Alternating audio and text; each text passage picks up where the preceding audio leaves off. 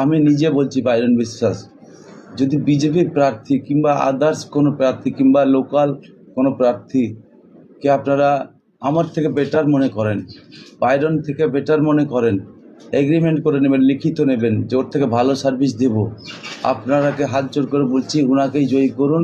আপনারা সার্ভিসটা নিন ও আপনাদের সুযোগ সুবিধায় সবসময় কাজে লাগলে আপনারা ওনাকেই জয়ী করুন। বাইরন বিশ্বাসকে জয়ী করানোর দরকার নেই। যে কেউ বলছে যে আমি টাকা দিয়ে কিনে নিচ্ছি, তো কেন করাবেন এরকম স্বার্থপর লোককে? আর আমি স্বার্থপর বা বিশ্বাসঘাতকতা করেছি আমি বলবো না, করিনি এটাও বলবো না।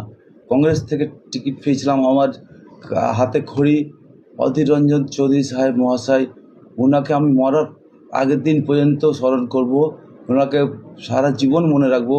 উনি আমার গুরুদেব, ওনাকে যে যাই বলুক, কিন্তু আমার কাছে ভগবানের পরে পরে ওনার স্থান।